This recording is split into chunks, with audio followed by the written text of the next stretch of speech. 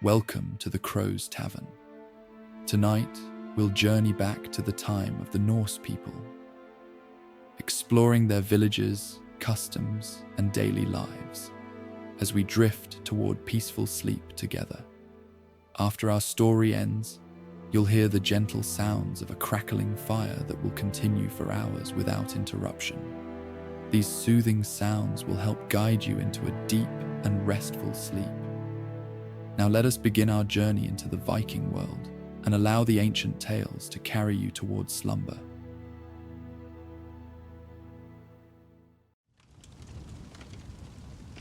The emerald twilight of Asgard's outer forests cast long shadows as Loki walked alone, his footsteps making no sound upon the moss-covered ground. He had slipped away from the golden halls and boisterous feasting without explanation. Something about this evening had called to him, a whisper just beneath conscious thought that had grown steadily more insistent throughout the day. Now, with Asgard's revelry fading behind him, he found himself drawn toward the most ancient corner of the realm, where the great world tree's presence could be felt most strongly. Yggdrasil, the cosmic ash that connected the 9 realms, existed simultaneously everywhere and nowhere. Its true form transcended mortal or even godly comprehension, yet it manifested in physical anchor points throughout creation. Here, in this forgotten grove, one such manifestation towered impossibly high, a massive trunk wider than 20 warriors standing shoulder to shoulder, its uppermost branches disappearing into clouds that never dispersed. Loki paused at the edge of the clearing, emerald eyes narrowing as he studied the world tree. Something was different tonight. The usual ethereal glow that emanated from Yggdrasil's bark seemed to pulse with deliberate rhythm, like a heartbeat growing stronger as his attention fixed upon it. More curious still, a narrow opening had appeared at the base of the trunk, between 2 enormous roots that curved upward before plunging back into the earth.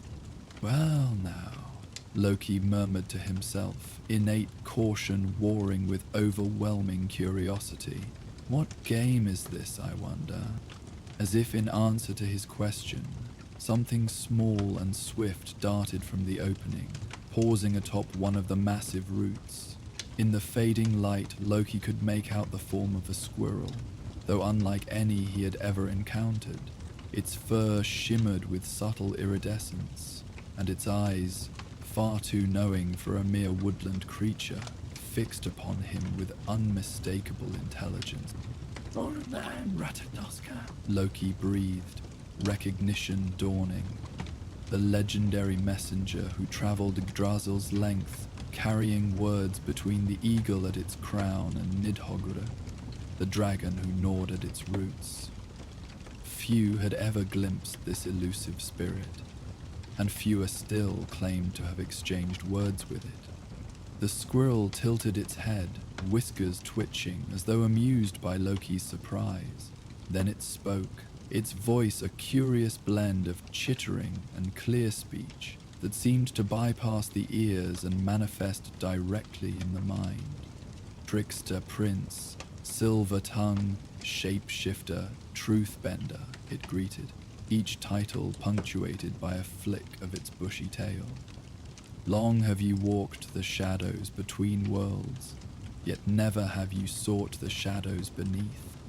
Loki crossed his arms, instinctively adopting a posture of casual confidence despite his growing intrigue. I wasn't aware I had been invited to explore Yggdrasil's underworld. Had I known, I might have dressed for the occasion. He gestured to his simple green tunic and leather breeches, attire chosen for stealth rather than formality. But Atoska chittered, the sound distinctly like laughter. When did Loki ever await invitation before venturing where curiosity called? No, not invitation, necessity brings you here. The roots stir with whispers, secrets long buried, seek ears wise enough to hear, yet mischievous enough to understand. Cryptic messages from a talking squirrel, Loki remarked dryly. How could I possibly resist such an enticing summons? The squirrel's tail twitched again, this time with what might have been impatience.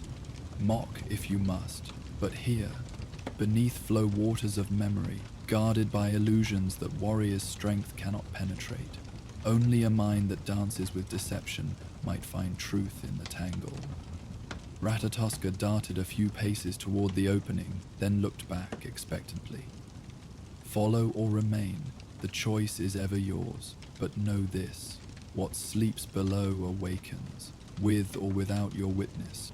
Without waiting for response, Ratatoska vanished into the darkness between the roots, leaving Loki standing alone in the deepening twilight. For a moment, he hesitated. Odin would doubtless disapprove of his youngest son vanishing into Yggdrasil's depths without consultation or permission. Thor would call it reckless. But then, when had others' expectations ever dictated Loki's choices? Besides, something about Ratatoska's riddles resonated with an unease he had felt growing for weeks. Dreams filled with whispers, waking moments punctuated by the sense of something shifting in the foundations of reality. Decision made, Loki approached the opening between the roots. Up close, he could see that what had appeared to be a simple gap was actually a perfectly formed archway, its edges smoothed as though worn by centuries of passage. Cool air flowed outward, carrying scents of moss, mineral water, and something else. Ancient and indefinable, like time itself distilled into fragrance. Well then, he murmured, a smile playing at the corners of his mouth. Let us see what secrets Yggdrasil guards so jealously.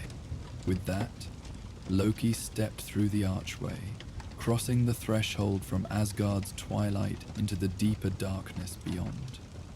For an instant, disorientation seized him. A sensation of falling without moving, of boundaries dissolving and reforming around him. Then his vision adjusted, and wonder replaced momentary confusion. He stood in a vast cavern, though cavern seemed an inadequate term for the space that spread before him. Massive roots formed both ceiling and walls, weaving together in patterns too complex to have occurred naturally, yet too organic to have been deliberately designed. Between them, stone surfaces glistened with moisture, and veins of crystal caught and reflected subtle illumination from the most remarkable feature of this underground realm. Everywhere, in patches and clusters and winding rivers, bioluminescent fungi clung to roots and stone alike. Their light, soft blue-green with occasional touches of lavender and gold pulsed gently, creating an effect like standing beneath a sea viewed from below. As Loki watched, he realized the pulsing followed a rhythm, not random, but synchronized, like countless tiny hearts beating in unison. More disquieting still, after several moments he recognized that the pulses had synced with his own breathing, expanding with each inhalation, dimming with each exhalation. A responsive environment, Loki mused aloud, his voice sounding oddly muffled in the vast space. Or perhaps merely an illusion designed to create such an impression. Is there difference? Came Ratatosk's voice, though the squirrel itself remained invisible. What seems to be is, until proven otherwise. First lesson of the roots, trickster. Loki smiled despite himself. A philosophy after my own heart. Where now, cryptic guide? Or am I to wander blindly through this subterranean maze?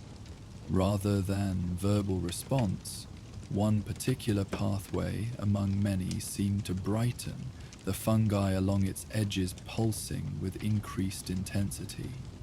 An invitation, or perhaps a test, but in either case, the only clear direction offered.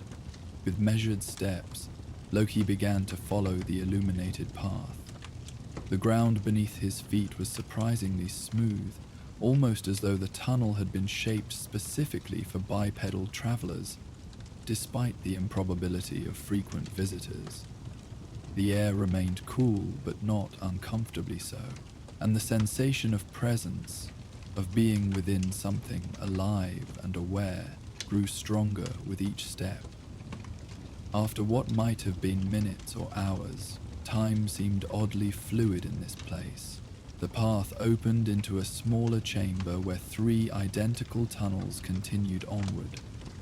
The illuminated trail ended abruptly, offering no indication of which route to choose. As Loki paused, considering, a voice spoke from all 3 tunnels simultaneously. I lie with every truth, yet speak true with every lie. I am the reflection that shows what cannot be seen. What am I? The riddle hung in the still air, posed in a voice that was disconcertingly familiar, Loki's own, yet subtly altered as though heard through water or thin fabric. He frowned, mind already analyzing the wordplay. A reflection that shows what cannot be seen. Lies with truth, truth with lies. His eyes narrowed in sudden understanding. Perception itself, the act of seeing, which always distorts, by the very nature of observation. A soft chiming sound suggested correctness, but none of the 3 paths brightened in response. Instead, the voice, his voice, spoke again. Choose then, the path as it appears, the path as it might be, or the path as it has never been. Loki studied the 3 identical openings with growing fascination, a test of perception, clearly, but with rules that remained deliberately obscure. Typical riddle structure suggested the correct answer would be either paradoxical or deceptively simple. The path as it has never been, he decided finally, stepping toward the rightmost tunnel. For what has never existed cannot be distorted by perception, and thus might be the only true route. As his foot crossed the threshold, the illusion dissolved. Where 3 tunnels had appeared, there was in fact only one directly before him, neither left nor right. The other openings vanished like mist, leaving smooth wall in their place. Cleverly reasoned, came Ratatoska's voice, now seemingly from just over his shoulder, though turning revealed nothing. Yet remember, trickster, here being clever may prove less valuable than being genuine. Before Loki could formulate a suitably sardonic response, the path ahead began to change. The bioluminescent light dimmed, not to darkness, but to a different quality of illumination. The walls seemed to fade into transparency, revealing scenes that flowed and shifted like reflections on water. Loki recognized them with a start, moments from his own past playing out around him as he walked. There he stood as a child, jealously watching Thor receive Mjolnir, while his own gift, a simple dagger, seemed paltry by comparison. There he knelt in Odin's private chamber, secretly studying forbidden texts of magic while the Allfather was elsewhere. 100 moments, 1,000 choices, each one revealing something about himself that he preferred to keep hidden. An interesting tactic, Loki remarked to the empty air, forcing bravado he didn't entirely feel, though I would have expected something less obvious. My own memories hardly qualify as shocking revelations. Are they memories? The tunnel itself seemed to ask, his own voice echoing back. Or the stories you tell yourself to explain what cannot be understood? Watch closer, Livesmith. See what hides between the known moments. Instinctively, Loki's pace slowed as he studied the flowing images with greater attention. Between the familiar scenes, almost too quick to register, flashed moments he had no recollection of experiencing. Himself asleep while a shadow bent over him, whispering, his hand on Gungnir while Odin watched from shadows, expression unreadable. His own face reflected in a pool of water, but with eyes that shone with unfamiliar light. Fabrications, Loki insisted, though uncertainty crept into his voice. Illusions designed to unsettle. Perhaps, the tunnel agreed in his own voice. Or perhaps memories lost, hidden even from yourself. The well of memory flows deep, and not all who drink recall the taste. The images faded gradually, the tunnel walls returning to their previous state of root-veined stone, illuminated by gently pulsing fungi.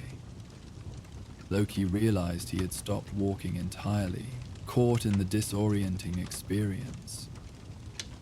He took a deep breath, centering himself before continuing forward. If this is your attempt to make me doubt my own mind, you'll need to try harder, he called out to his unseen guide. I'm well acquainted with illusion's power to deceive. A chittering laugh responded, closer now. Not to doubt, trickster, to wonder. The difference is crucial. One closes the mind, the other opens it. The path descended more steeply now, curving in a gentle spiral that brought Loki deeper into Yggdrasil's root system. The air grew noticeably moister, and the sound of dripping water created a soft percussion that seemed to match the pulsing light. Occasionally, he passed smaller side tunnels that led off into darkness, but the illuminated main path remained clear. After another immeasurable period, the tunnel widened once more into a significant chamber. Unlike the previous junction, this space was dominated by a pool of water, so still it appeared solid, reflecting the bioluminescent ceiling in perfect detail. Around its circumference, 7 stone seats had been carved directly from the surrounding rock, positioned at equal distances like points on a compass. Upon the furthest seat sat a figure, Loki himself, or rather a perfect duplicate, dressed identically and watching his approach with an expression of mild amusement. "Ah, there I am at last," the duplicate remarked in Loki's voice. "I was beginning to think I'd never arrive." Loki halted at the pool's edge, studying his doppelganger with narrow-eyed suspicion. An impressive illusion, certainly, though I'm curious about the purpose of this particular charade. The other Loki smiled, the familiar expression of calculated charm that he himself had perfected over centuries. Charade implies deception with intent to mislead. Perhaps I simply am you. Another aspect, another possibility, another path chosen or not chosen. Philosophy from my own lips, Loki remarked dryly. How novel. The duplicate's smile widened. Skepticism, deflection, intellectual distance. Such familiar shields. Tell me, do they still serve their purpose well? Do they still protect what needs protecting? Something in the question pierced deeper than Loki cared to admit. He covered his momentary discomfort with practiced nonchalance, gesturing to the chamber around them. I assume there's some purpose to this encounter beyond self-reflective conversation. A challenge to overcome, perhaps? A riddle to solve? Who want? Always seeking the game, the puzzle, the challenge, his duplicate observed. Never content to simply experience without analyzing, to feel without categorizing. The other Loki leaned forward, expression growing more serious. That is your first challenge, to be still, to listen not with the mind that seeks to order, but with the spirit that seeks to understand. Before Loki could formulate a suitably cutting response, The duplicate raised one hand in a swift gesture. The chamber's illumination dimmed dramatically, leaving only the faintest glow from fungi alongside the pool, which now seemed to emit a subtle radiance of its own. "Sit," the duplicate instructed, indicating the stone seat opposite his own. For a moment, Loki considered refusing on principle. He had never responded well to direct commands, especially from entities of questionable origin. But curiosity, as ever, overrode stubborn pride. He moved to the indicated seat and sat, maintaining an air of casual indifference. "Close your eyes," the duplicate continued, his voice softer now, almost hypnotic in its rhythm. "Focus on the sound of water. Not the dripping from above, but the deeper current that flows beneath conscious hearing." Again, Loki hesitated, all instincts warning against such vulnerability. Yet something about this place, about the entire experience thus far, suggested he had passed beyond the realm where ordinary caution applied. With a small, resigned sigh, at first he heard nothing beyond the gentle environmental sounds already noted: dripping water, his own breathing, the subtle shifting of roots as they continued their imperceptible growth. Then, gradually, another sound emerged beneath these surface impressions, a liquid flowing, but not like any stream or river. This was denser, slower, more deliberate in its movement. It reminded him of honey pouring, or perhaps the flow of molten metal in dwarven forges. Yet with an organic quality those substances lack. "I hear it," he acknowledged quietly. "Good," his own voice replied, now seeming to come from within rather than across the pool. "Now reach further. Beneath the flow of memory lies the pool of possibility. All that might be, all that might have been, all that can never be, yet exists in potentiality."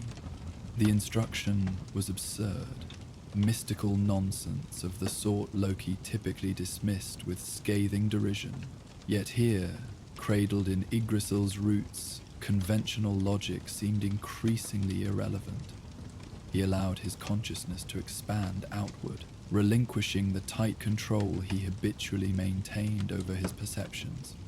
Something shifted, not in the external environment, but in his awareness of it. The sound of flowing memory became tangible, not merely heard but felt, as though he himself had become partially liquid, merging with the substance he perceived. Images formed behind his closed eyelids, but unlike the earlier display of personal memories, these existed on a vaster scale. He saw Yggdrasil in its entirety, not as the physical manifestation visible from Asgard, but as the cosmic framework that sustained all 9 realms. Its roots delved deeper than mere Earth could contain, reaching into primordial darkness where concepts like space and time lost coherent meaning. Its branches extended beyond the known universe, supporting realities that had no name in any mortal or divine language. Throughout this impossible structure flowed the substance he had been hearing. Memory itself. Not individual recollections, but the collective remembrance of existence. It preserved patterns that would otherwise dissolve into chaos, maintained connections that gave meaning to seemingly isolated events, and carried forward the accumulated wisdom of countless beings across countless ages. "The well of memory," Loki whispered, recognition dawning. "Not Mimi's Bruna that Odin visits, but something more fundamental. The source from which all other wells of wisdom draw." "Yes," confirmed his own voice, now impossible to locate directionally. "The original template, the pattern behind patterns. Few perceive it. Fewer still understand its significance." As this understanding solidified, the flow of images changed, focusing now on a specific disturbance within the cosmic memory. Near the deepest roots, where Yggdrasil touched most directly upon primordial chaos, something ancient stirred from dormancy. Not a physical entity, but a pattern of awareness that had existed since the earliest formation of the realms. A consciousness so vast and alien that its movements through reality created ripples like a leviathan swimming beneath a previously calm sea. "What is it?" Loki asked, both fascinated and disturbed by the vision. "Older than names," came the reply. "It slept while the realms grew and flourished, dreamless in the deep dark. Now something calls it toward wakefulness. A resonance, a recognition of compatible purpose." The implications settled like a weight upon Loki's consciousness. Something in the 9 realms is deliberately awakening this entity. To what end? O Tempest spent. Remains unclear even to the memory that sees all patterns, but its stirring creates disturbances throughout Yggdrasil's structure. Dreams among mortals and gods alike, instabilities at boundaries between realms, ancient powers flickering back to life after eons of dormancy. A connection formed in Loki's mind. The dreams I've been having, whispers from nowhere, sensations of something vast moving in darkness, echoes of its stirring, yes. You perceive them more clearly than most because your nature resonates with change and transformation. Where others see solid reality, you have always glimpsed the fluid possibilities beneath appearance. Loki frowned, still not opening his eyes as the vision continued to unfold around him. Why show me this? What am I expected to do with such information? Knowledge itself is action, trickster. Awareness creates ripples of its own. The patterns shift simply by being perceived.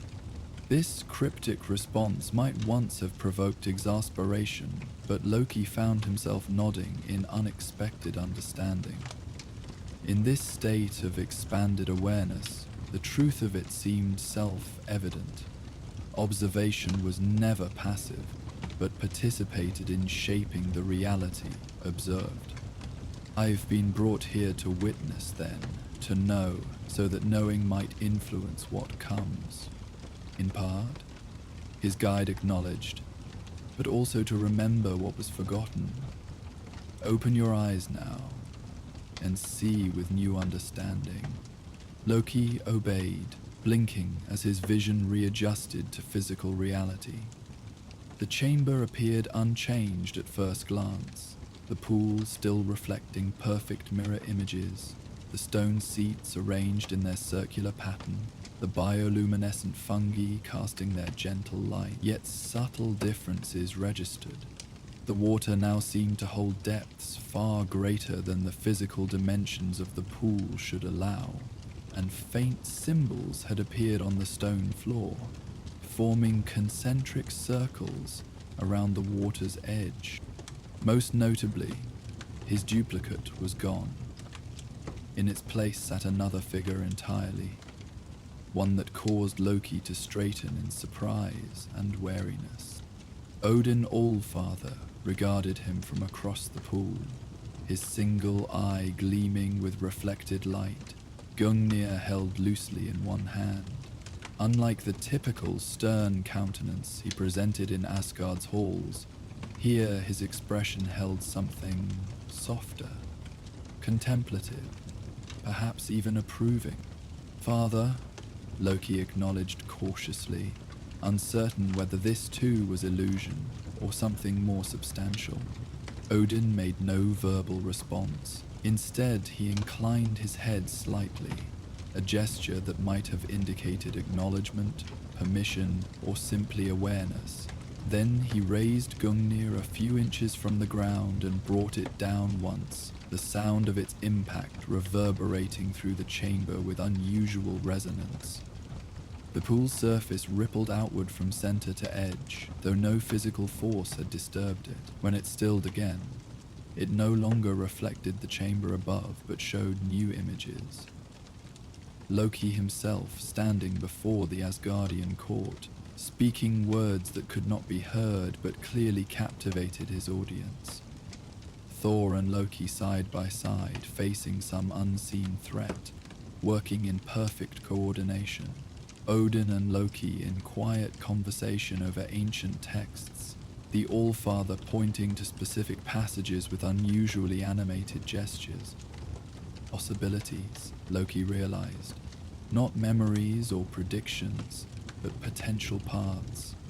Versions of himself that could exist if different choices were made, different understandings reached. When he looked up again, Odin was gone. Whether the All-Father had truly been present, or was merely another manifestation of this strange place, remained unclear. In his place, Ratatoska now sat, grooming whiskers with delicate forepaws. "Did you find what you sought, trickster?" the squirrel asked, pausing in its grooming to fix Loki with an intelligent gaze. "I didn't come seeking anything specific," Loki pointed out. "I followed your invitation without established purpose." "Ah, but you came," Ratatoska countered. "When countless others would have dismissed dream whispers and strange sensations, you heeded them. Curiosity itself is a form of seeking, perhaps the purest form." Loki considered this, finding the observation surprisingly insightful. What happens now? This ancient consciousness stirring in the depths, is there action to be taken against it? The squirrel chittered in apparent amusement.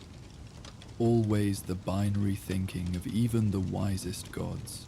For or against, action or inaction, problem or solution. It bounded across the pool's surface, somehow moving atop the water without breaking its tension, and landed lightly beside Loki's seat. Perhaps there is no against.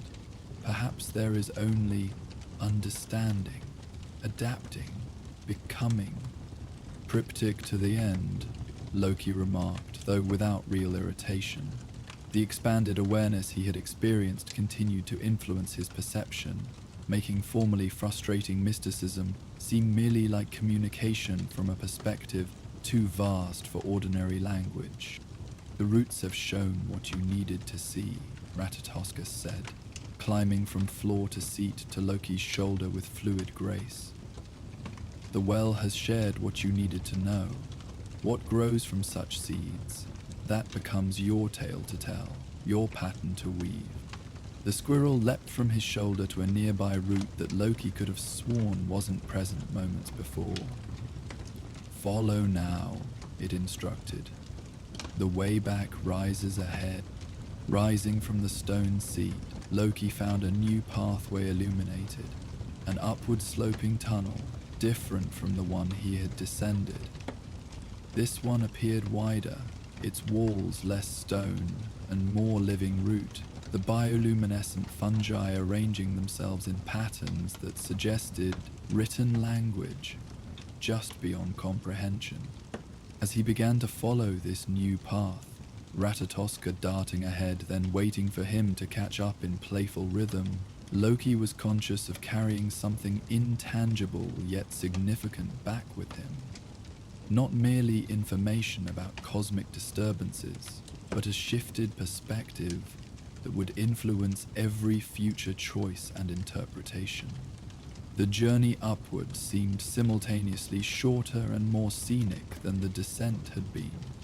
The tunnel occasionally opened into small grottos where crystalline formations caught and fractured the bioluminescent light into rainbow patterns. In other sections, tiny tributaries of the memory substance he had sensed earlier flowed along channels in the floor or walls, glimmering with inner radiance. "The roots remember your passage now," Ratatoska explained during one pause in their ascent. "Few walk these paths. Fewer still understand what they witness." You have become part of Yggdrasil's knowing, an honor I wasn't aware I was earning, Loki replied, surprised to find he meant it sincerely. Despite his natural skepticism and habitual irony, the experience had affected him more profoundly than he might have anticipated. The squirrel's whiskers twitched in what might have been a smile. The deepest honors are rarely sought deliberately. They find those ready to receive them, whether that readiness is recognized or not. Their path continued upward, gradually growing lighter as they apparently neared the surface. The character of the illumination changed subtly, incorporating more natural light filtering down from above, rather than relying solely on bioluminescence. The air, too, began to carry hints of the forest above, green growing things, cool night breezes, the complex organic sense of soil and leaf litter. Finally, they reached what appeared to be the end of their journey, a circular shaft rising directly upward, its walls formed by massive roots twisting together to create a natural chimney. Filtered moonlight poured down from above, illuminating specks of dust and moisture that danced in the air like tiny stars. Your return to the surface, Ratatoska announced, indicating the shaft with the sweep of its bushy tail. Though in truth you carry the depths with you now. Loki studied the opening, estimating the climb would be simple enough with the root structure providing abundant handholds. Yet he hesitated, feeling there was more to understand before departing. The stirring entity. Should I speak of it to others? To Odin, he asked, the question surprisingly free of his usual calculations about political advantage or personal gain. Drataskor considered this, head tilted thoughtfully. The Allfather already knows, in his way. He has drunk from Mimisbrunner and paid with his eye for broader vision. But knowledge witnessed firsthand carries different weight than knowledge received secondhand. The squirrel's tone grew more serious than at any previous point in their interaction. Share what you have learned with those whose wisdom you trust, not as warning or prophecy, but as possibility unfolding. The patterns shift according to how they are perceived. Loki nodded, accepting this responsibility with uncharacteristic solemnity. And you, messenger, will we speak again? I travel Yggdrasil's length continually, from highest branch to deepest root, Ratatoska replied, already beginning to fade into the shadows between roots. Those who know how to listen may hear my passing. Those who know how to see may glimpse my path. Its form grew increasingly transparent, voice becoming more distant, though still perfectly audible. You have learned much about both today, trickster. With that, the squirrel vanished entirely, leaving Loki alone at the base of the shaft. He stood silent for several moments, absorbing the entirety of the experience before reaching for the nearest handhold and beginning his climb toward moonlight and the world above. The ascent proved easier than anticipated, the root structure seemingly adjusting to accommodate his passage, providing perfect grips precisely where his hands reached. As he climbed higher, the shaft widened gradually until he emerged not through a narrow opening, but into a broad hollow within Yggdrasil's trunk, a space he was certain had not existed, or at least had not been visible when he first approached the world tree. This hollow extended upward beyond sight, its walls lined with the same bioluminescent fungi that had illuminated the underground passages. Their gentle light complemented rather than competed with the moonlight filtering through a large opening that led back to the forest outside. The overall effect was one of standing within a living cathedral, vast yet intimate, ancient beyond reckoning yet vibrantly present. Loki paused in this transitional space, reluctant to immediately step back into the ordinary world. The expanded awareness he had experienced below was already beginning to recede slightly, adapting to surface reality, and he wanted to preserve as much of that perspective as possible. Memory flows in both directions, he reminded himself softly, recalling the understanding that had come beside the underground pool. Just as the past influenced the present through remembrance, awareness of the present would flow backward to influence interpretation of the past.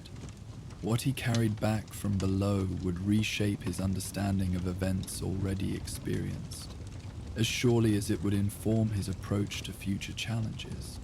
With this thought firmly held, Loki finally stepped through the opening and back into Asgard's moonlit forest.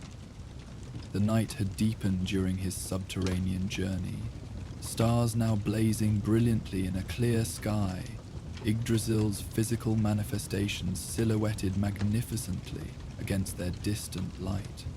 As he turned to look back, Loki was unsurprised to find the opening through which he had emerged now invisible, the tree's bark unbroken where moments before an entrance had clearly existed. Yet, evidence of his journey remained. A subtle shimmer of bioluminescence clung to his clothing, like traces of phosphorescence on hands dipped in certain seas. And when he closed his eyes briefly, the sound of memory flowing through cosmic roots remained faintly audible beneath ordinary forest sounds. The path back toward Asgard's golden halls stretched before him, familiar yet somehow new when viewed through his altered perception. He began walking, unhurried, knowing that while the feast might continue for hours yet, his absence would eventually be noted. Questions would be asked about where he had wandered, what mischief he might have been planning or executing. The expected assumption of disruptive intent might once have irritated him, but now it seemed merely a surface pattern, significant in its way, but no longer defining. Deep beneath his feet, beyond physical proximity yet connected through Yggdrasil's vast structure, the ancient consciousness continued its slow return to awareness. Not enemy or ally, but simply other, vast beyond comprehension, existing according to principles no god or mortal had framework to truly understand. Its stirring would bring change, certainly, but change had always been the only constant across the 9 realms. Loki smiled slightly, pace steady as Asgard's lights became visible through thinning trees ahead. Change was, after all, his natural element, the space between defined states, the moment of transformation, the shift from one possibility to another. Perhaps that was why he had been called to witness what lay beneath, why the whispers had found clearest resonance in his dreams. The golden halls grew nearer, sounds of continued celebration drifting outward to meet his approach. He would return to his place among the Essa, would respond to questions with deflections both artful and amusing, would maintain the persona expected while holding deeper knowledge in reserve. But something fundamental had shifted, like a key turning in a lock previously unrecognized. In Yggdrasil's roots, beside the flowing well of memory, Loki Odinson had glimpsed not merely cosmic patterns, but also reflections of himself. The trickster, yes, but also the seeker, the witness. The one capable of standing between established order and primordial change, to recognize the value in both. Whether this understanding would lead toward harmony or discord, even he could not predict. But the path ahead held possibilities previously unimagined.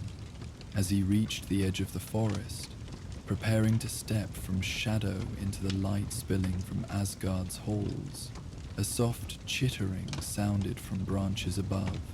Looking up, Loki caught the briefest glimpse of iridescent fur and knowing eyes before the figure vanished, racing upward along Yggdrasil's vast trunk toward realms beyond sight. "Until our paths cross again, messenger," Loki murmured, offering a small salute to the departed guide. Then he straightened his clothing, assumed an expression of calculated nonchalance, and stepped forward into light and sound and the continuation of a story still unfolding across the branches and roots of worlds. Behind him, the world tree stood silent and immense against the star-filled sky, its secrets once more hidden, yet never truly lost. Remembered in the flow that connected all things, from highest heaven to deepest shadow, from first awakening to final twilight. And in that remembrance, in that connection, even a god of mischief might find unexpected belonging. The golden halls of Asgard received Loki back into their warmth and light, the celebration continuing unabated. A few heads turned at his entrance, Thor raising a questioning eyebrow from across the room, Frigga noting his return with the quiet attentiveness that missed little, Odin's single eye pausing momentarily upon him before returning to conversation with ancient advisors. Loki moved through the gathering with practiced ease, deflecting questions about his absence with hints of innocent exploration that led curious minds toward harmless conclusions. Yet beneath this familiar social performance, the awareness gained below Yggdrasil's roots continued to resonate, a deeper current flowing beneath surface interactions, connecting this moment to patterns vast beyond ordinary comprehension. Later, as feasting gave way to quieter pursuits and many retired to their chambers, Loki found himself beside one of Asgard's western balconies. From this vantage, Yggdrasil's immense form remained visible against the night sky, its significance transformed by knowledge of what flowed within its structure. "You wandered far tonight, my son," came Odin's voice from behind him. Loki turned, studying the Allfather with newfound perspective. Had Odin truly been present in that underground chamber? Or had the vision merely represented some aspect of the Allfather's awareness? Either seemed equally possible in the wake of what he had witnessed. "Farther than expected," Loki acknowledged carefully, though distance measured in physical steps poorly reflects the true journey. Odin moved to stand beside him at the balcony's edge, his single eye reflecting starlight as he too gazed toward Yggdrasil's silhouette. "There are paths within paths, and knowledge that finds those ready to receive it." He spoke without looking directly at Loki, his tone neither questioning nor declarative, but simply observant. "And once received, such knowledge transforms the recipient," Loki added, watching closely for reaction, "making them either more or less than they were before, depending on perspective." A subtle smile touched Odin's lips, there and gone so quickly it might have been imagined. Indeed, the question then becomes what one chooses to build upon such transformation. They stood in companionable silence for several moments, the understanding between them requiring no further articulation. Whatever Odin knew or suspected about Loki's underground journey remained unspoken, yet the shift in dynamic was palpable. Acknowledgement of depths previously unrecognized on both sides. "The roots remember," Loki said finally, softly enough that only Odin could hear, "and what stirs within them will reach the branches in time." Odin nodded once, the gesture containing neither alarm nor surprise, but simple confirmation. "When it does, the 9 realms will need those who understand both sides of every threshold, those who can stand between what was and what might be, translating one to the other." His eyes shifted from Yggdrasil to Loki directly, those whose nature resonates with transformation itself. The implication hung in the air between them, offering possibility without demand, recognition without expectation. Then Odin straightened, resuming his more customary regal bearing. Rest well, Loki. Dreams come differently to those who have walked beneath the world tree.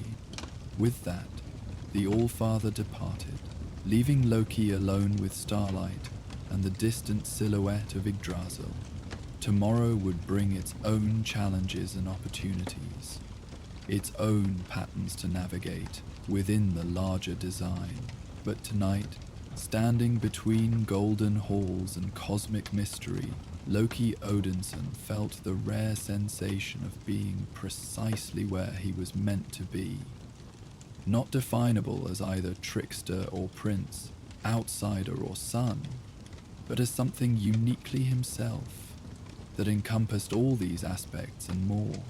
Sleep, when he eventually sought it, brought not the troubling whispers that had disturbed previous nights, but deeper visions, flowing patterns that connected past to future, small choices to cosmic consequences, personal journey to universal awakening.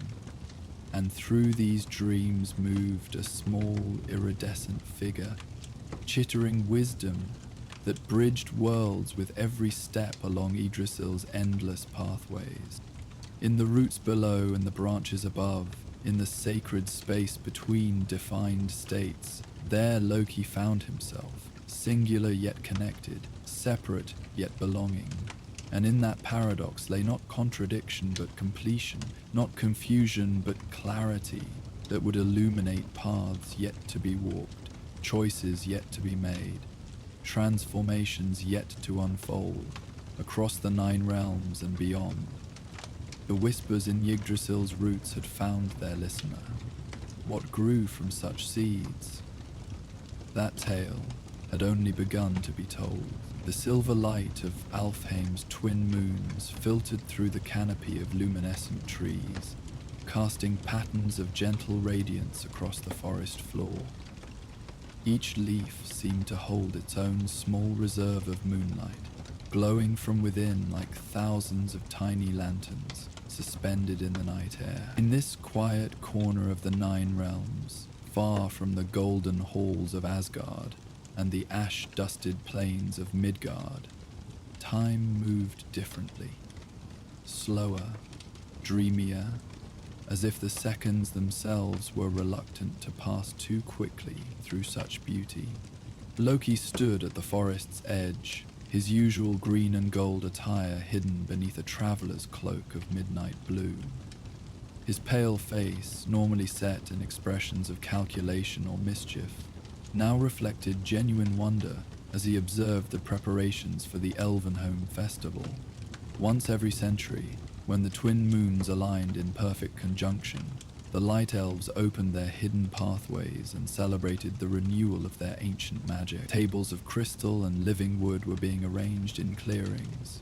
Ethereal music drifted through the air from unseen musicians, and elves moved with fluid grace as they hung enchanted lanterns that floated without support among the branches.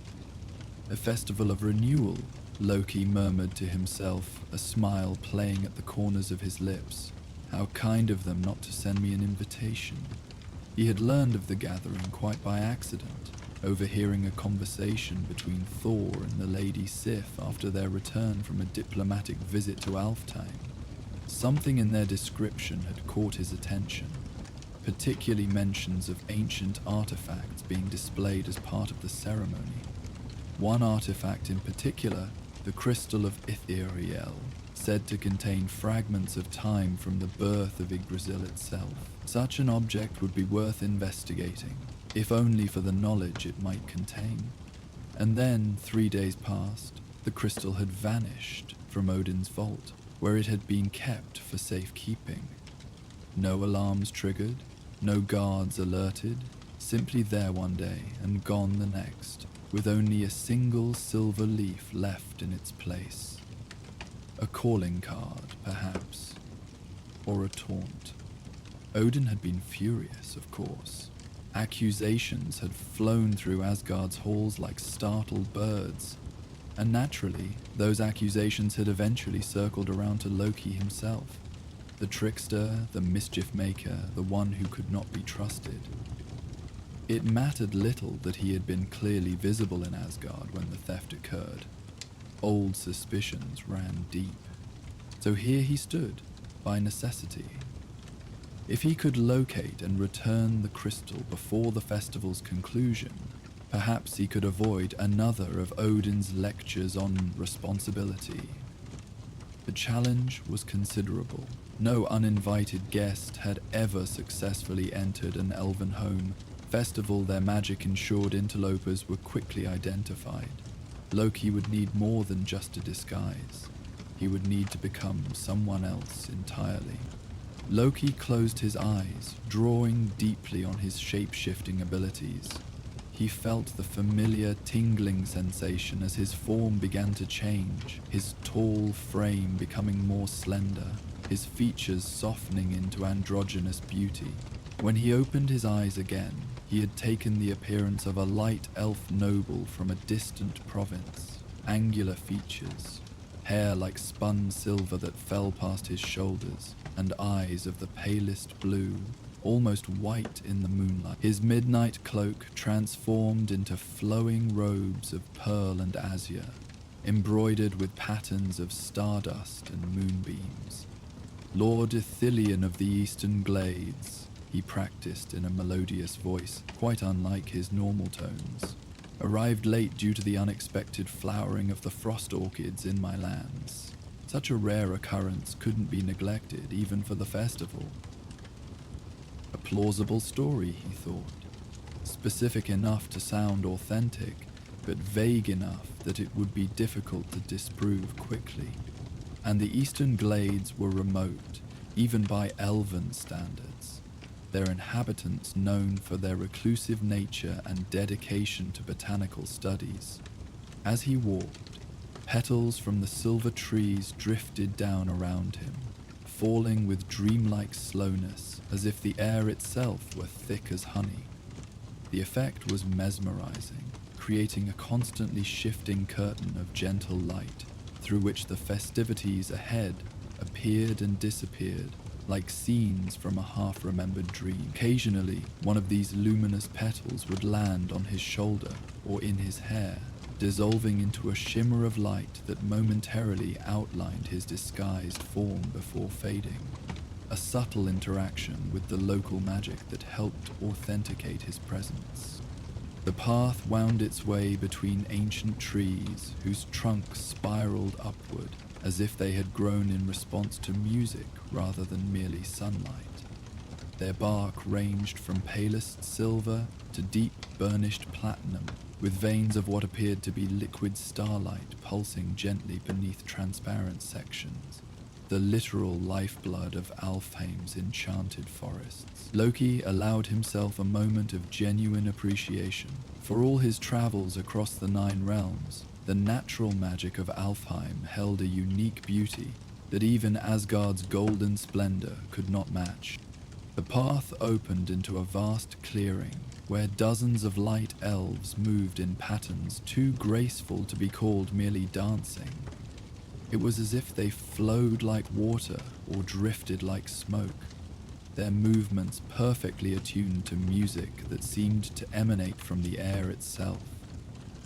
Harps and flutes whose players remained unseen, creating melodies that resonated with the pulse of the forest around them. Even the most complex Asgardian court dances appeared clumsy by comparison, and Loki made a mental note to maintain a certain respectful distance from the most elaborate formations until he had observed them more carefully. Tables laden with exotic fruits and crystalline decanters of elven wine formed a crescent along one edge of the clearing. Lanterns floated at varying heights, their soft glow complementing the natural luminescence of the trees and the blue-white radiance of the twin moons overhead. And everywhere, light elves in their finery greeted one another with formal gestures and knowing smiles. their voices a musical counterpoint to the instrumental backdrop. An elf with a circlet of woven moonlight approached. "Greetings, traveler," he said, his voice like wind through summer leaves. "I do not believe we have been introduced. I am Celeborn, master of ceremonies for this evening's renewal." Loki inclined his head respectfully. "Lord Ithilien of the Eastern Glades," he replied, his manufactured voice flowing like clear water. "I offer my sincere apologies for my late arrival. The frost orchids in my province began their centennial blooming 3 nights past." Celeborn's expression remained neutral as he studied Loki carefully. "The frost orchids bloom only when the eldest trees sing to them," he observed. "It is said their music can be heard even in the dreams of those who have never visited the Eastern Glades." A test, cleverly disguised as conversation. Loki allowed a small smile. "Indeed, though I have found the old tales slightly misleading. It is not the trees that sing to the orchids, but rather the orchids that sing to themselves, their voices reflected by the hollow trunks of the silver elms. The distinction is subtle but important for those who study such phenomena." After a moment that stretched just long enough to cause concern, Celeborn's expression warmed slightly. "A fascinating clarification, Lord Ithilien. The Eastern Glades have always guarded their secrets closely. We are honored by your presence at our gathering." The attendants lowered their crystal staves in a gesture of acceptance, and Loki felt a subtle wave of magic wash over him, a final verification he had passed the first gateway. "Please," Celeborn continued, "join us. The renewal ceremony will commence when the moons reach their zenith." Loki moved through the gathering, observing the subtle social hierarchies. Near a fountain that seemed to be made of liquid moonlight, he noticed artifacts displayed on pedestals of twisted living wood. Each object emanated its own unique magical signature, but the crystal of ethereal, a prism containing swirling galaxies of light within its facets, was nowhere to be seen. "Admiring our humble collection, Lord Ithilien." A melodious voice came from behind him. He turned to find an elven woman, whose age was impossible to determine. Her eyes held the depth of ancient knowledge, and she wore a pendant that shifted constantly between solid and liquid states. "Lady?" Loki let the question hang delicately. "Eleanor," she supplied with a cryptic smile, "keeper of memories for the Council of Light. The Eastern Glades sent representatives to us last spring. I don't recall seeing you among them, Lord Ithilien." Another test. Loki adjusted his posture slightly, adopting the stiffness often associated with scholarly type. "I fear administrative duties keep me firmly rooted," he replied with a self-deprecating smile. "The delegation was led by my cousin, Lord Galathil. My own work focuses on practical applications of historical knowledge, particularly the influence of celestial cycles on magical artifacts." Eleanor studied him with an intensity that made Loki wonder if his disguise had somehow faltered.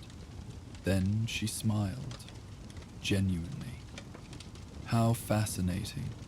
Perhaps you might share your insights on a particular piece that has been the subject of debate." She led him toward a crystalline flower that appeared to be in perpetual bloom. As they approached, its petals unfurled, releasing a soft chime. "The midnight blossom," Eleanor explained. "It responds to presence and intent rather than mere proximity. Observe how differently it reacts to each of us." She extended her hand, not quite touching the flower. The crystal petals curled inward, the chime deepening to a resonant hum.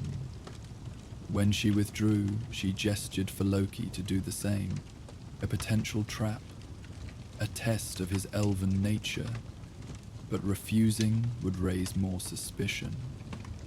Loki extended his hand, maintaining his disguise down to the subtle magical aura that surrounded all light elves. The crystal flower's response was immediate and unexpected. Rather than curling inward, its petals flared wide open, the chime transforming into a cascade of harmonized notes. Small motes of light rose from its center, swirling around Loki's hand before dispersing. Eleanor's expression shifted to genuine surprise. Extraordinary. In all my years as keeper, I've never seen it respond quite like that. Perhaps it senses my connection to the frost orchids, Loki suggested, living crystal recognizing something familiar in my magical signature. Perhaps, Eleanor agreed, though her tone suggested she found this explanation incomplete.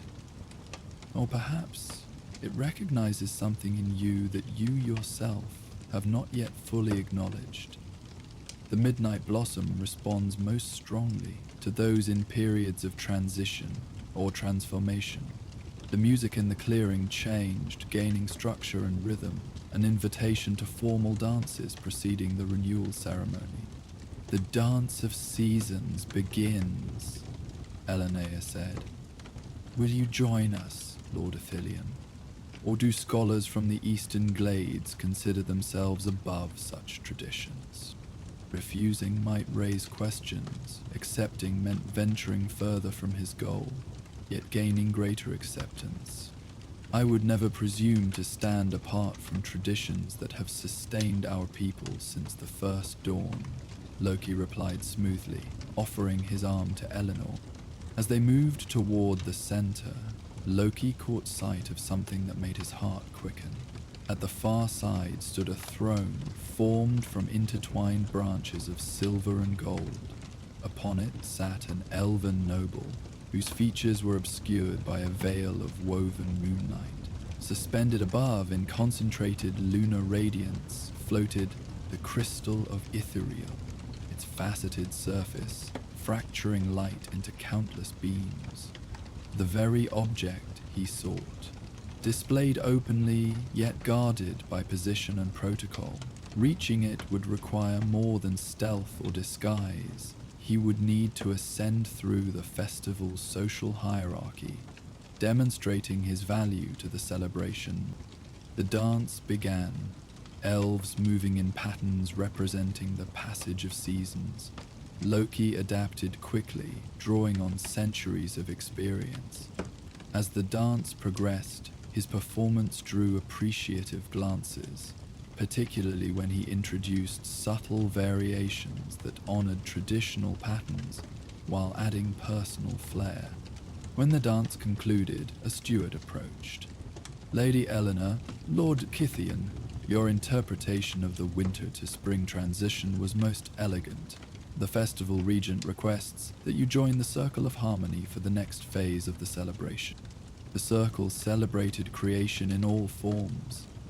Each participant offered artistic contributions that resonated with the renewal energies.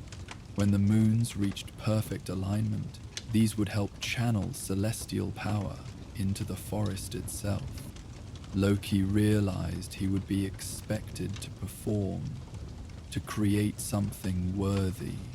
A truly impressive display would advance his position, potentially granting access to the crystal. Yet, it would also focus attention directly upon him.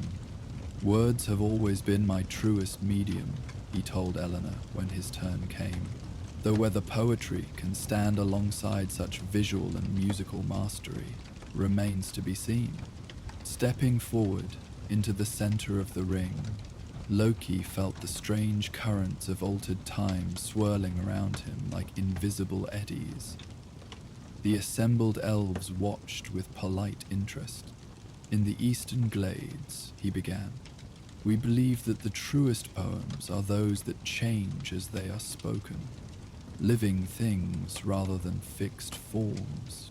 Murmurs of approval rippled through the audience.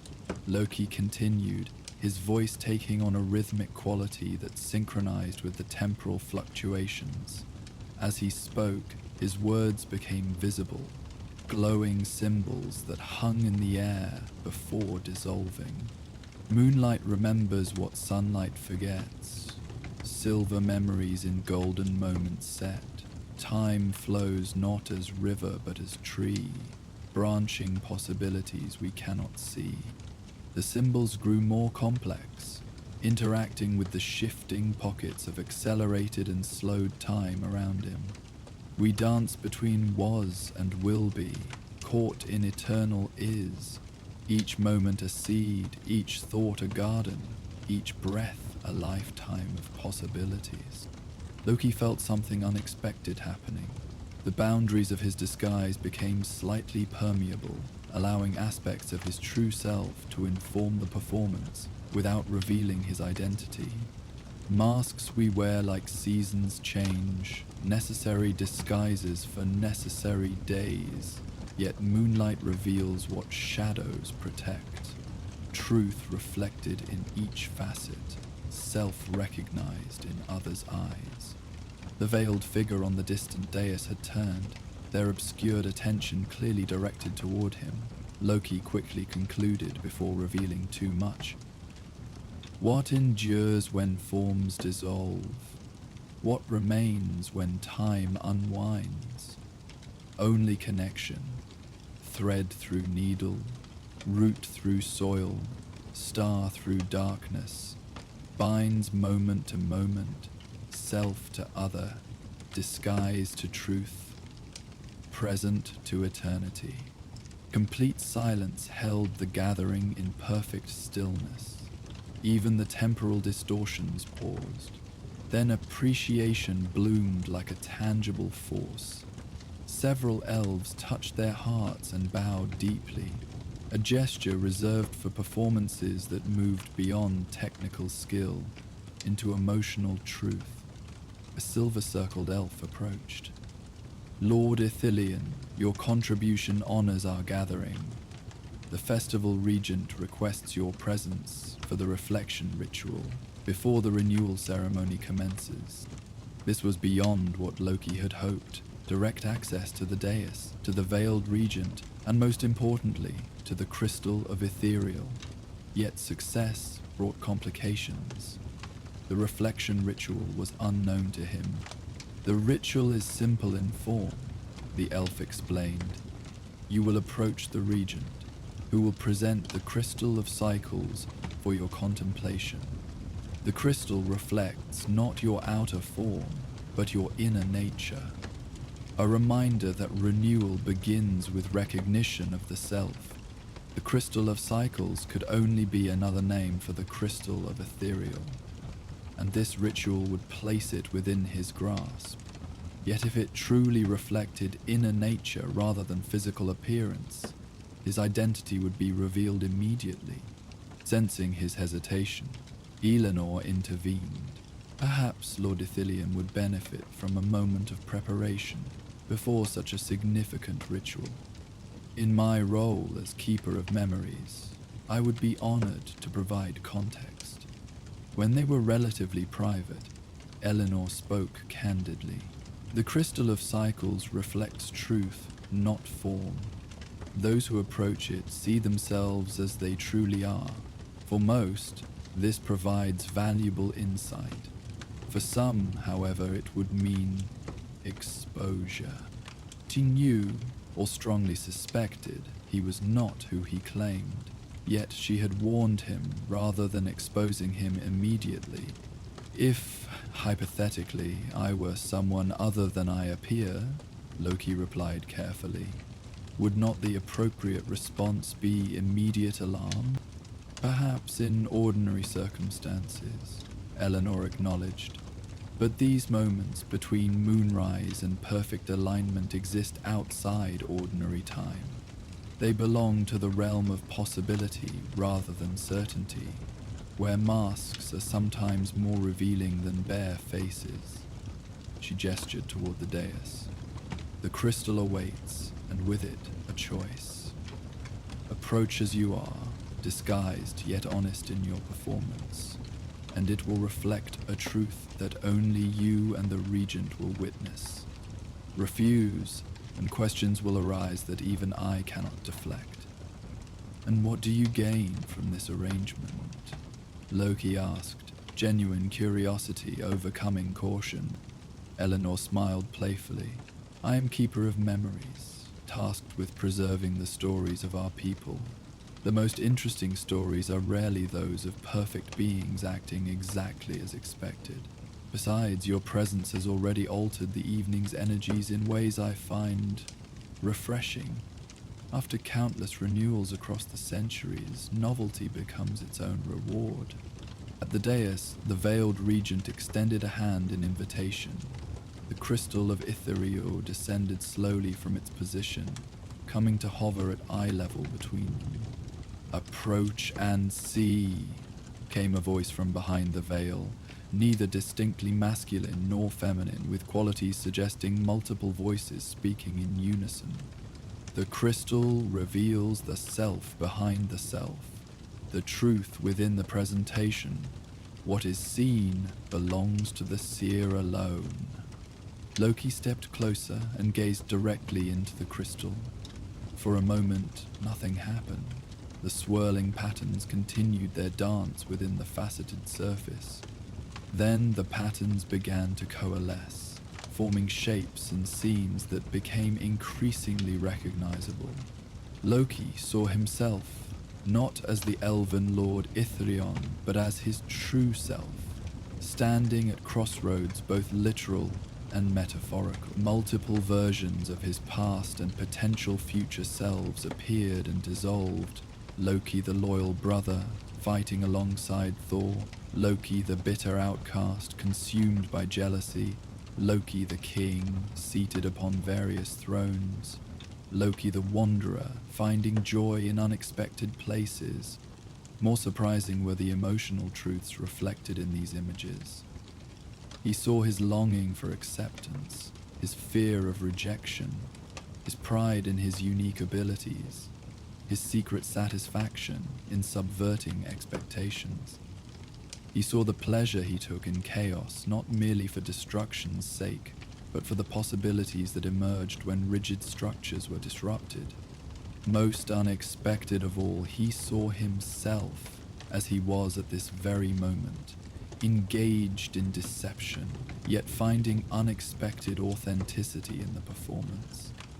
The crystal showed his surprise at the genuine appreciation his poetry had received, his reluctant respect for Eleanor's perceptiveness, his curiosity about a celebration that honored transformation and renewal rather than mere tradition. The images shifted faster, blending and separating in patterns that reflected the fractured yet coherent nature of identity itself. There was no judgment in these reflections, no condemnation or approval, only recognition, as if the crystals served as a mirror that reflected not light but truth. As the visions began to fade, Loki became aware that tears had formed in his eyes, an involuntary response to being truly seen without being immediately categorized, accepted, or rejected based on predetermined expectations. It was a novel experience for one accustomed to either adulation or suspicion, rarely anything between. When he finally looked up from the crystal, he found the veiled regents studying him with an intensity he could feel despite not seeing their face. The attendants and even Alana seemed distant, as if he and the regent existed temporarily in a pocket of space and time separate from the main celebration. What you have seen is yours alone, the regent's multi-layered voice confirmed. Yet I too have witnessed a reflection, not of your specific visions, but of their nature and impact. Few approach the crystal with such complexity. The veiled figure leaned forward slightly, their next words pitched for Loki's ears only. Trickster, shapeshifter, liar, poet. You contain contradictions that would tear lesser beings apart, yet you dance between them with unexpected grace. You seek the crystal for reasons you yourself do not fully understand, drawn by curiosity as much as obligation. The crystal you seek has already given you its primary gift, the regent continued. What remains is a choice. You may take what you came for and return to those who sent you, duty discharged if purpose unfulfilled, or you may remain until the renewal completes, participating not as Lord Ithilien but as yourself disguised, experiencing transformation rather than merely performing it. You would allow a known deceiver to witness your sacred ceremony? Loki asked, keeping his voice low. Knowing my nature and my initial intentions, Briluisi, the Almari Regino, celebrates transformation in all forms. What could be more fitting than honoring change by changing our responses to unexpected visitors? The regent gestured, causing the crystal to drift closer. Besides, your presence was anticipated. The crystal has awaited reunion with Asgard. The question was only which messenger would answer its call. The theft was orchestrated, a test rather than true theft. Reality is rarely so simple as either/or, came the enigmatic response. The crystal travels where renewal is needed.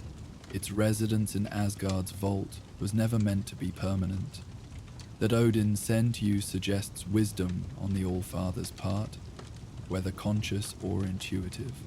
And if I choose to stay, what role would I play? Your identity remains yours to reveal or conceal, the regent assured him. As for your role, what better role for the god of mischief than master of transitions during a ceremony of transformation? The offer was tempting. To participate openly, yet still in disguise, acknowledged, yet not exposed. It represented a freedom Loki rarely experienced. I will stay, he decided, surprising himself with the certainty in his voice. The celebration shifted as the twin moons approached perfect alignment. The music swelled, instruments producing impossible harmonies. Elven dancers formed constellation patterns across the clearing. The transition phase, explained a young elf named Liriel, who had recognized Loki's nature yet chosen to help him. This is when the old cycle formally ends and the new begins. The master of transitions will be called to guide the transformation. Loki felt a pull, not physical, but something deeper, connecting him to the energy gathering between crystal and moons. The regent summoned him. The moment arrives, shapeshifter. Come and fulfill the role you have accepted. He ascended the steps once more. As he walked, his form shifted with each step, cycling through aspects of himself. Warrior, scholar, prince, outcast, brother, son. Each identity briefly manifested before flowing into the next. Master of transitions, the regent intoned. Guide us from what was to what will be. Show us the path between moments, the bridge between states, the doorway between possibilities. Understanding came to Loki instinctively.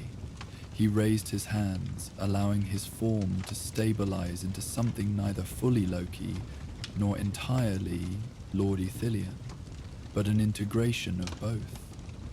He reached toward the crystal, interacting with the spiral of light it generated. As he spoke, the crystal responded, expanding to encompass more of the clearing, touching the constellation dancers who resumed their movements with renewed energy. The forest itself seemed to awaken more fully, trees swaying in rhythmic patterns despite the absence of wind, flowers blooming out of season, fruits ripening and falling and decomposing and nurturing new growth, all in compressed time. a visual representation of the endless cycles that sustained the 9 realms. "We stand always at the threshold," Loki continued, the words coming from some deeper knowledge than conscious thought, "neither fully what we were, nor entirely what we will become. The moment of transition is eternal, the only constant in existence." With each phrase, the transformation accelerated.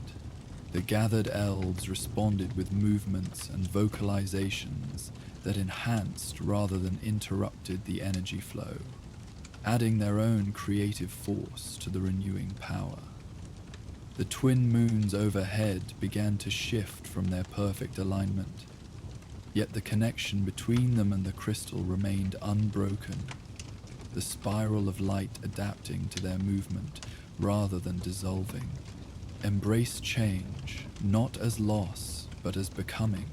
Loki's voice grew stronger, infused with conviction born of personal experience rather than mere performance.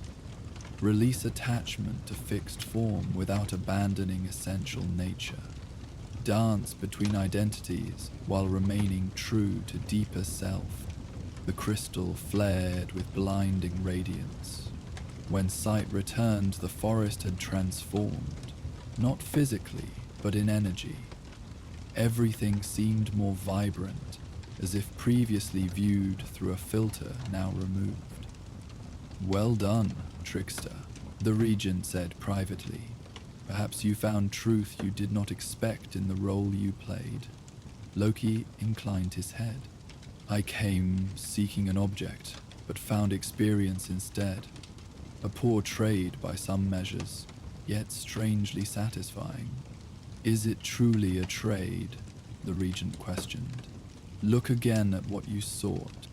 The crystal pulsed twice, then separated into 2 identical gems. One remained above the throne, while the other drifted toward Loki. "The crystal exists beyond singular form," the regent explained. "What returns to Asgard is not taken from Alfheim but extended from it. Connection rather than transfer." Loki reached out cautiously. The duplicate crystal descended to rest in his palm, cool and warm simultaneously, solid yet somehow fluid. "Odin will have questions about how this occurred. Extraordinary as is his nature," the regent acknowledged with amusement. "Truth serves better than fabrication in this instance, though I suspect you'll present that truth with your own "It is my nature," Loki replied with matching tone. Laughter emerged from behind the veil, a sound both singular and multiplied. "Indeed, we recognize ourselves in others, do we not? Even across boundaries of realm and form." The regent gestured toward the celebration.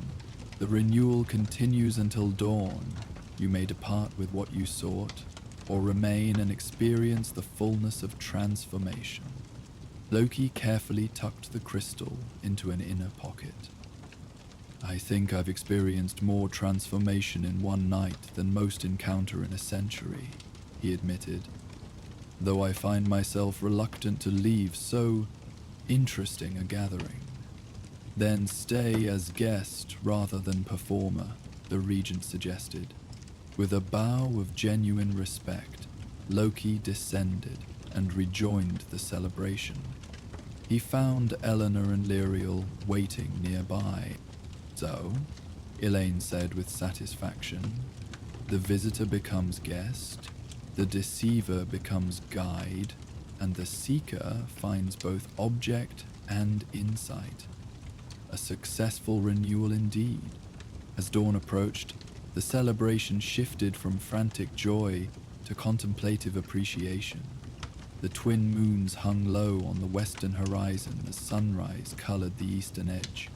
"The renewal concludes as it began," Eleanor observed as light filtered through the luminescent trees. "With transformation, night becoming day, celebration becoming memory, possibility becoming reality, and visitors becoming friends." Lyriel suggested hopefully.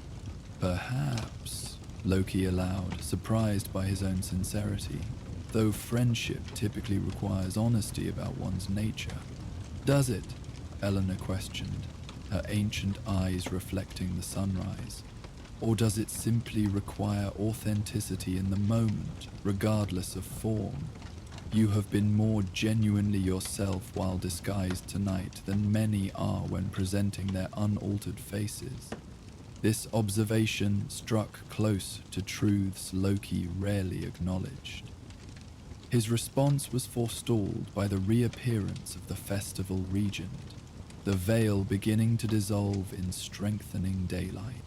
Dawn arrives, the regent announced. With it comes the conclusion of our renewal and the revelation of identity. The veil dissipated completely, revealing features that caused Loki to freeze in momentary shock. The regent was not one person, but three, identical triplets, whose appearances had been merged by the veil's distorting effect. More surprisingly, they were not unknown to him. He recognized them immediately as diplomats who had visited Asgard frequently during his youth. Elven sisters known for their wisdom and their unusual ability to speak as one voice when serving in ceremonial roles. The Ladies of Harmony, he murmured, memory supplying the title they were known by in Asgard's court. The central sister smiled in acknowledgement. Among other names, yes. Identity, like form, adapts to context and need. Her gaze, now visible without the veil's interference, held knowing amusement. As you well understand, Loki Odinson, the use of his true name, spoken quietly enough that only those immediately present could hear, confirmed what he had already suspected. They had known his identity from the moment he approached the dais, perhaps even before. The entire experience, from the ritual to his role in the transition, had occurred with full awareness of who and what he truly was. Yet they had allowed it, encouraged it even, not despite his nature, but because of it. As he prepared to depart, Crystal safely secured, Loki found himself experiencing an unfamiliar emotion, not quite belonging, but something adjacent to it. Acceptance, perhaps, or recognition of worth beyond utility. Whatever its precise nature, it left an impression deeper than he had anticipated when he first donned his elven disguise and slipped into the moonlit forest. The twin moons were setting now, their ethereal light giving way to the more ordinary radiance of Alfheim's sun. As Loki stood at the forest's edge, the same spot where he had entered hours earlier, yet somehow not the same person who had done so. He took a final glance back at the clearing, where silver trees still glowed with gentle luminescence. Eleanor raised a hand in farewell, the gesture containing neither the formality of diplomatic departure nor the casual dismissal of temporary acquaintance, but something rarer. Acknowledgement of a connection formed through shared experience rather than shared nature or purpose. Nearby, Lyriel bounced on the balls of their feet, their farewell more exuberant but no less genuine, already speaking of next time, as if Loki's return were a certainty rather than a possibility. Loki returned their gestures, then turned toward the hidden pathway that would lead him back to the borders between realms. The crystal of Ithuriel pulsed gently against his chest, its energy resonating not just with the artifact left behind in Alfheim, but with something within himself, a capacity for transformation that extended beyond mere shape and form, to touch the deeper question of identity itself. Odin would have his artifact, and with it, perhaps a new understanding of his younger son, the one who moved between worlds, not just by necessity, but by nature, finding truth in transformation rather than stasis. And Loki himself departed with something equally valuable, though less tangible. The memory of a night where disguise had revealed rather than concealed, where performance had created authenticity rather than obscured it. As he stepped between realms, Loki carried with him the quiet promise of return, not as conqueror or thief or even reluctant emissary, but as himself in whatever form best suited the moment. For in the softly glowing forests of Alfheim, beneath the light of twin moons, he had discovered that belonging might be found, not in fixed identity, but in the freedom to transform while remaining true to one's essential nature. The crystal of ethereal pulsed once more, as if in confirmation, and then Loki was gone, returned to Asgard with his prize and his newfound insights, leaving behind an empty forest path bathed in morning light and the lingering echo of celebration music that seemed to whisper, "Until next time, shapeshifter, until next time." In Asgard's golden halls, Odin would soon receive both an artifact of power and a son slightly changed by his journey. Thor would likely listen to the tale with his usual mixture of skepticism and grudging admiration. The court would murmur about Loki's successful mission while remaining wary of his methods, but none would fully understand what had transpired in that luminous forest clearing. How disguise had revealed truth, how deception had led to authenticity, how a night of masks had somehow unveiled more than a lifetime of supposed honesty. And perhaps that was fitting, Loki thought, as the boundaries between realms thinned around him. Some truths were meant to be discovered rather than told, experienced rather than explained. Like the crystal itself, identity could exist in multiple states simultaneously, neither one thing nor another, but both, and neither, and something more complex than either. The crystal of ethereal pulsed one final time against his heart, as Asgard's familiar landscape materialized around him. Its resonance seemed to echo the night's most important lesson, that transformation itself could be a form of constancy, that change could be the most reliable constant, that becoming might be the truest form of being. With this understanding nestled alongside the crystal, Loki stepped forward to complete his journey, ready to present Odin with the retrieved artifact while keeping the night's deeper treasures for himself alone. When he finally stood before the All-Father in Asgard's throne room, the expected interrogation came swiftly. "You were gone longer than anticipated," Odin observed, his single eye studying Loki with its characteristic penetrating gaze. "Was there difficulty in locating the crystal?"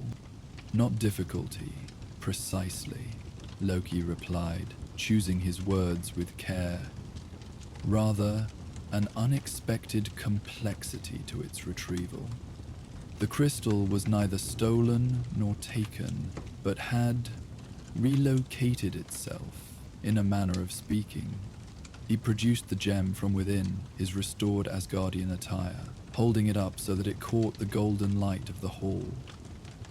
Within its facets, galaxies still swirled in miniature, but now they seemed to form patterns, reminiscent of the constellation dances from the Elvenhome festival, though surely only Loki himself would recognize the resemblance. Relocated? Odin's tone held equal parts skepticism and curiosity. Objects of power do not simply relocate themselves without cause or agency. This one did, Loki countered with uncharacteristic gentleness. Or rather, it responded to a call we could not hear. The Light Elves' renewal festival required its presence, temporarily. It has willingly returned, or, more accurately, extended itself from Alfheim to Asgard. Odin's brow furrowed slightly as he studied both the crystal and his son with equal intensity. You speak in riddles, Loki. Plain truth would better serve this moment. Loki smiled, not his usual sardonic expression, but something more genuine. I speak the truest truth I know, Father. The crystal exists in multiple forms simultaneously. One remains in Alfheim, while this aspect returns to us. Both are genuine, neither is diminished by the other's existence. He approached the throne and placed the crystal in Odin's outstretched hand. As it touched the All-Father's palm, it flared briefly with internal light, as if recognizing his authority. The ladies of Harmony send their regards, Loki added. They suggested it has been too long since diplomatic relations with Alfheim were refreshed, through direct contact rather than intermediaries. Odin's expression shifted subtly at the mention of the elven triplets. You encountered the ladies themselves? Interesting. They rarely involve themselves directly in matters between realms these days. He studied the crystal more carefully. And they permitted you to return with this, knowing full well who you were. The question hung in the air between them, laden with history, with Loki's reputation, with the complicated dance of trust and suspicion that had characterized their relationship for centuries. Demon did, Loki confirmed simply. Perhaps because they recognized something in me that was particularly suited to this exchange. For a long moment, Odin said nothing, his gaze moving between the crystal and his son as if comparing one enigma to another. Then, surprisingly, he nodded with what might have been a hint of approval. Sometimes the unlikeliest messenger delivers the most important truth, he said cryptically. The crystal will be restored to the vault, though perhaps with a different understanding of its nature than we held before. He fixed Loki with a more penetrating look. And you, my son, what do you return with beyond this artifact? The question caught Loki off guard with its perception. Had Odin somehow intuited the deeper transformations of the night? Had the crystal already communicated something of its experiences to the All-Father through their brief contact? Experience, Loki answered carefully. Perspective, perhaps. The Light Elves view transformation as fundamental rather than exceptional. Renewal as necessity rather than option. It was educational to witness their ceremonies. Odin studied him a moment longer, then nodded once more. Rest, then. We will speak further of this when you have recovered from your journey between realms. As Loki turned to leave the throne room, he felt Odin's gaze following him, not with the usual suspicion, but with something that might, if viewed from certain angles, resemble thoughtful reconsideration. It was a subtle shift, like the first petal falling at the beginning of a seasonal change. Small in itself, but heralding greater transformations to come. In his private chambers, Loki found himself standing before a polished metal mirror, studying his own familiar features. With a thought, he shifted briefly into the form of Lord Ithilien, then back to himself, then through a rapid succession of other guises he had worn over the centuries, each one a facet of himself, each one both mask and revelation simultaneously. Finally, he settled back into his true form, but with a subtle difference that only he would notice. A quality of presence that reflected what the crystal had shown him, an integration of his many selves into something more cohesive, without sacrificing the adaptability that defined him. Until next time, he murmured to his reflection, echoing the whispered promise of the forest path at dawn. Whether he spoke to Lord Ithilien, to the Ladies of Harmony, to Elanor and Lyriel, or to some aspect of himself glimpsed through the crystal's revelations, even Loki could not have said with certainty. And that, perhaps, was the most valuable gift of all from the Moonlight Masquerade.